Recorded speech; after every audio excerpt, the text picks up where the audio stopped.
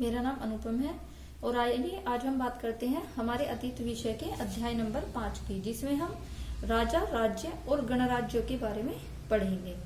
तो देखिए, जैसा कि हम पहले चैप्टर में पढ़ चुके हैं कि पहले क्या था, जो हमारे क्या होते थे, राजा, वो सरदार होते थे। तो सरदार कैसे, पहले जो सरदार थे जनता द्वारा चुन लिए जाते थे सरदार, मान लीजिए किसी कबीले का किसी एक सरदार, तो इस तरह से जनता द्वारा चुन लिए जाते थे। अब देखिए, जो सरदार था, अब सरदार ने क्या किया,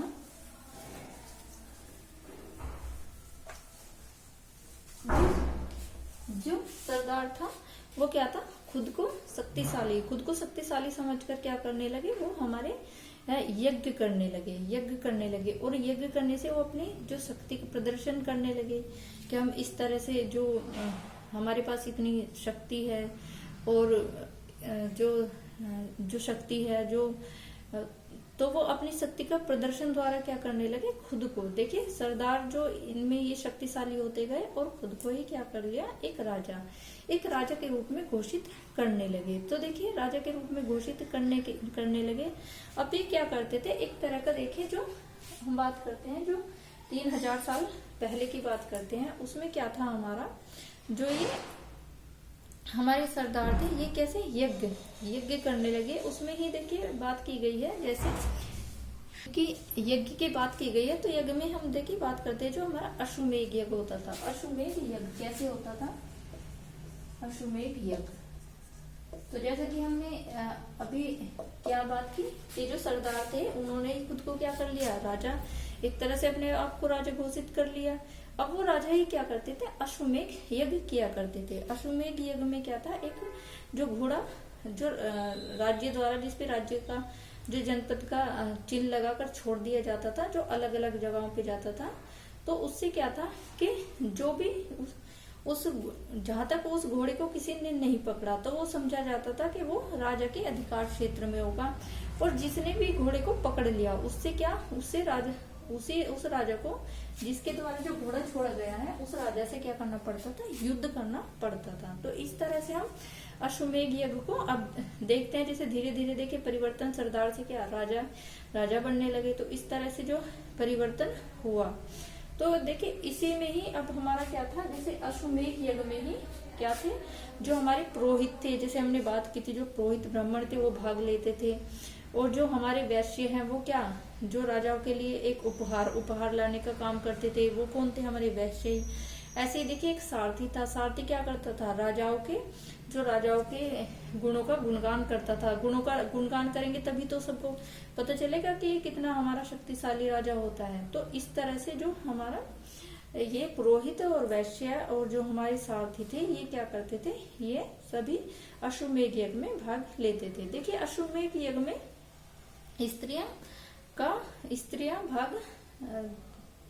स्त्रियां भाग नहीं लेती थी। तो देखिए, अब बात कर लेते हैं हम, जैसे हमारे उत्तर वैदिक काल की जो ऋग्वेद है, अभी पहले हमने बात क्या की थी, जो ऋग्वेद की बात की थी, ऋग्वेदिक काल। इसके बाद जो था उसका क्या गया, उत्तर वैदिक काल।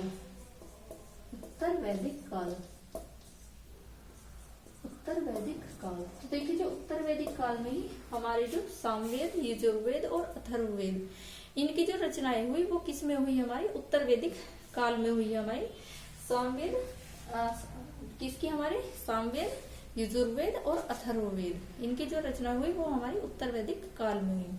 जो ये उत्तर वैदिक काल था, ये हमारा गंगा यमुना नदी वाले क्षेत्र था, गंगा यमुना नदी वाला जो क्षेत्र था, तो उसमें ही क्या हमारी रचना हुई थी।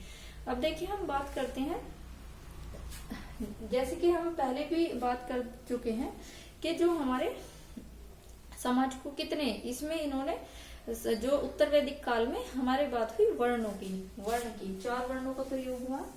जैसे हमारा था क्या था, ब्राह्मण, क्षत्रिय, वैश्य और शूद्र। तो उत्तर वैदिक काल में किसकी 4 वर्णों की व्यवस्था हुई, जिसमें हमारा क्या था, ब्राह्मण, क्षत्रिय, वैश्य और शूद्र।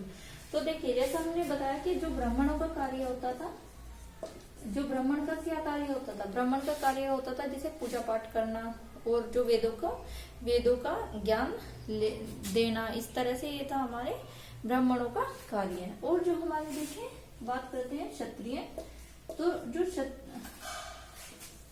क्षत्रिय थे, तो देखिए क्षत्रियों का क्या कार्य था, जैसे युद्ध करना, लोगों की रक्षा करने का जो दायित्व था वो किसका था, हमारा, वो था हमारे क्षत्रियों का। और क्षत्रिय ही हमारे क्या होते थे, क्षत्रिय ही हमारे राजा होते थे। ऐसे ही हम देखिए जो हमारे बात करते हैं हम जो वैश्य जैसे व्यापारी और किसान हो गए, ये हमारे कैसे थे, ये वैश्य में आ जाते हैं। और जो देखिए शूद्र वो होते थे जो इन तीनों की, जो ब्राह्मण वैश्य, जो हमारे ब्राह्मण वैश्य और क्षत्रिय थे, इन तीनों की जो सेवा करने के लिए कौन होते थे, वो होते थे हमारे शूद्र। तो जो इनकी सेवा करने के लिए हमारे शूद्र होते थे। तो आइए बात करते हैं हम जो हमारे यज्ञ में, जैसे हमने देखे यज्ञ में हमने बता दिया है कौन कौन हमारे, जैसे कौन जो हमारे क्षत्रिय थे और जो हमारे ब्राह्मण थे और वैश्य, ये भाग लेते थे, शूद्रों को जो यज्ञ में भाग लेने की अनुमति नहीं थी। अब देखें हम बात करते हैं, जैसे हमने देख लिया कि किस किस तरह से अलग अलग एक क्षेत्र हो गया। तो देखिए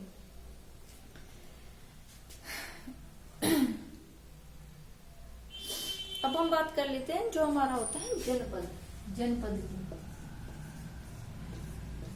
की हम बात करते हैं हमारे जनपद की। तो देखिए जनपद में जो था, जनपद वो था जो हमारे जनपद एक क्षेत्र होता था। जनपद क्या था हमारा, जनपद एक क्षेत्र होता था जिसमें जो हमारे यज्ञ करने वाले राजाओं का अधिकार होता था। जनपद पर किसका अधिकार होता था, जो हमारे जो यज्ञ करने वाले हमारे राजा थे। तो उन्होंने अपना अपना एक क्षेत्र बना लिया, जो यज्ञ करने वाले थे कि ये हमारा क्षेत्र है, ये हमारा क्षेत्र है। तो जो जनपद था हमारा, जो यज्ञ करने वाले राजाओं का अधिकार होता था जनपदों पर।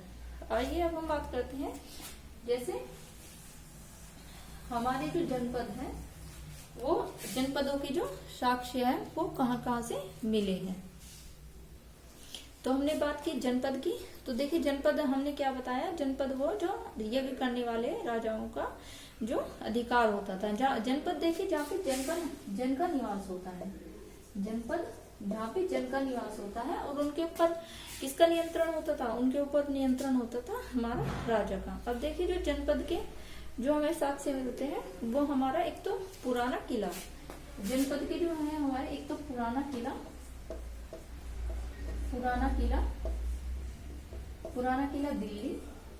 दिल्ली में है। और एक हमारा देखिए जो यूपी में हमारा मेरठ में क्या, हस्तिनापुर।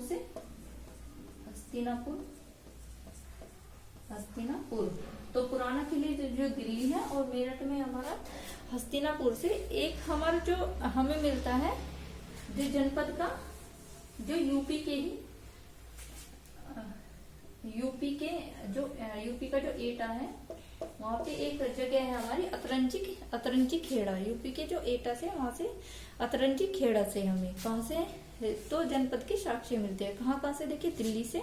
और यूपी के जो मेरठ हस्तिनापुर से, और यूपी के जो एटा हमारे अतरंजी खेड़ा से हमें क्या साक्ष्य मिलती है जनपद होने की। तो देखिए वो हम जान लेते हैं अब हम कि जो हमारे वो क्या करते थे, मवेशियों का पालन करते थे। और हमारे देखिए चावल, गेहूं, मटर, इस तरह के वो क्या करते थे, फसल उगाते थे जनपद में जो रहने वाले लोग थे। अब देखिए हम एक बात कर लेते हैं, जो हमारा जो खुदाई में क्या मिला है, एक विशेष प्रकार का बर्तन, जिसे हम चित्रित दूसर कहा गया है। एक विशेष प्रकार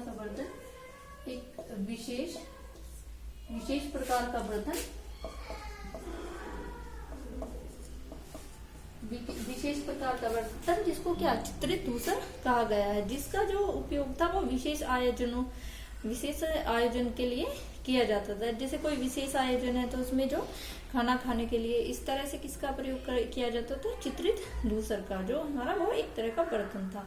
आइए हम बात कर लेते हैं अब जो हमारा महाजनपदों की। अब हमने बात की जनपद की, अब हम देखिए बात करते हैं महाजनपद की, महाजनपद।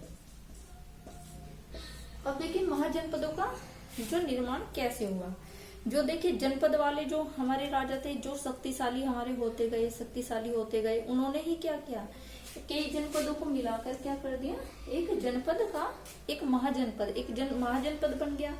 अब देखिए इसमें जो महाजनपद की क्या क्या विशेषताएं, उसमें देखिए क्या था, जैसे देखिए महाजनपद में हमारा क्या किया गया, इसमें हमारा किलेबंदी की गई अलग अलग से, और किलेबंदी करके क्या किया गया,